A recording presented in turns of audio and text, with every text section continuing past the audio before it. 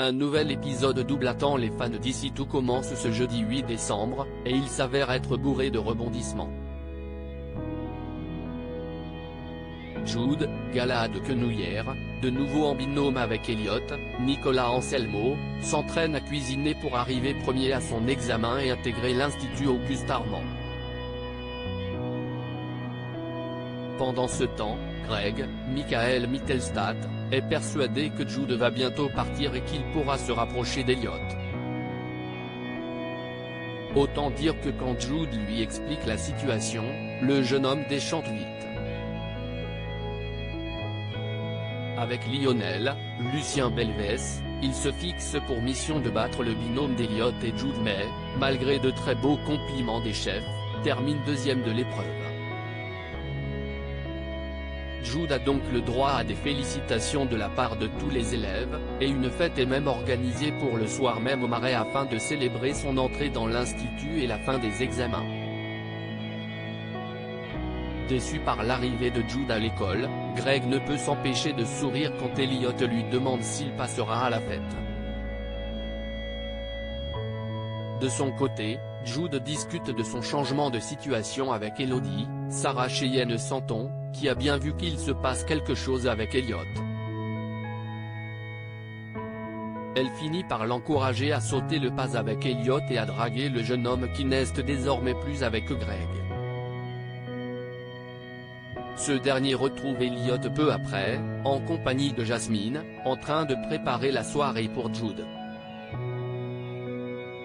Ravi de voir les garçons se taquiner, Jasmine, Zoé Sévérin, finit par demander à Elliot de revenir s'installer à la coloc et saute de joie lorsqu'il accepte. Vient l'heure de la soirée, pendant laquelle tous les élèves se détendent après les examens. Pendant que Solal, Benjamin Douba Paris, et Elodie se rapprochent, Greg et Elliot continuent de flirter, ce qui réjouit particulièrement Hortense, Catherine David-Zeka. Lionel profite par ailleurs d'une discussion avec Jude pour lui dire que Greg et Elliot s'aiment, et qu'il ne devrait pas perdre son temps. Seulement lorsqu'Elliot va retrouver Jude, à l'extérieur, et que ce dernier avoue avoir envie de l'embrasser, Elliot l'y encourage et retourne son baiser. Les garçons ne s'en rendent pas compte, mais Lionel arrive juste derrière et les voit ensemble.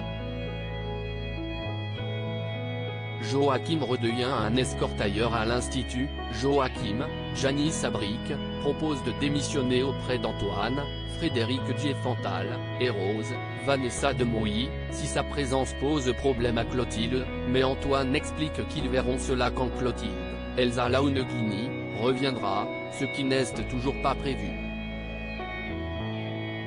Peu après, Joachim est surpris de voir Séverine qui l'attend à la sortie de l'institut et qui, voyant qu'il n'a pas le moral, lui propose une sortie en voiture. Et pas n'importe quelle voiture, puisque c'est au volant de sa Cadillac de ville que Joachim retrouve le sourire.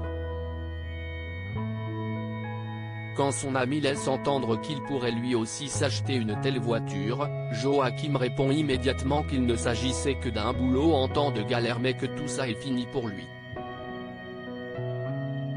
Pourtant après une discussion tendue au sujet d'un éventuel logement, Joachim se décide à renouer avec son passé. Sortant son téléphone, il réactive son profil sur une application décor.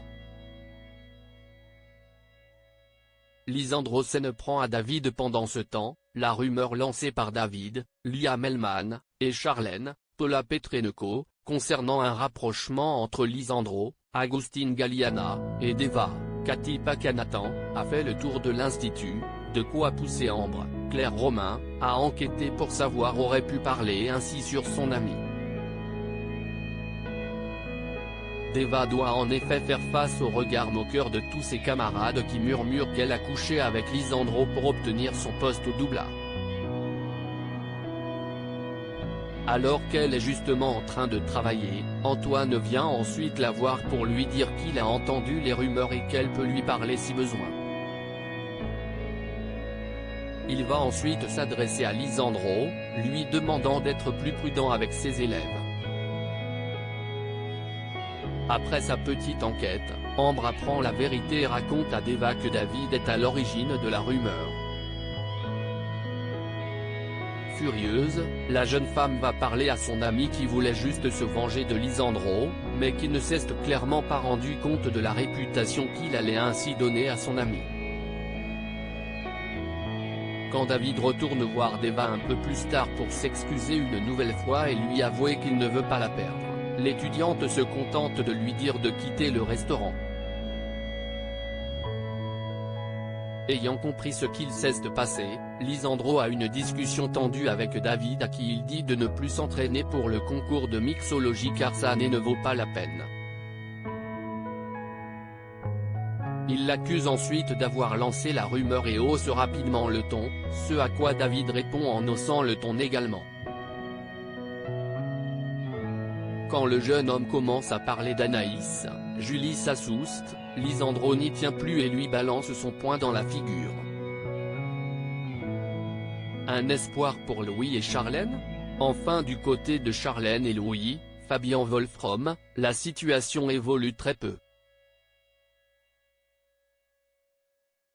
Lassé de s'en prendre à elle, Louis va voir son ex-fiancé pour lui annoncer qu'il dépose les armes et ne veut plus lui faire de coups bas.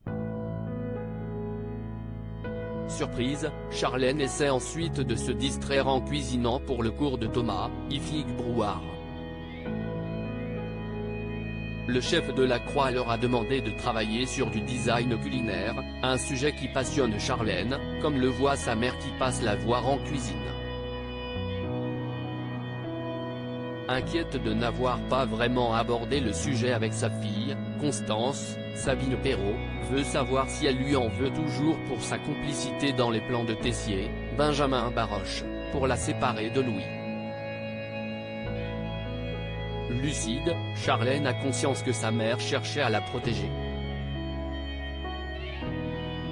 Elle lui confie cependant que Louis est venu lui parler, et qu'elle a toujours beaucoup de mal à ne plus penser à lui, d'autant plus qu'il avait l'air sincère dans ses excuses.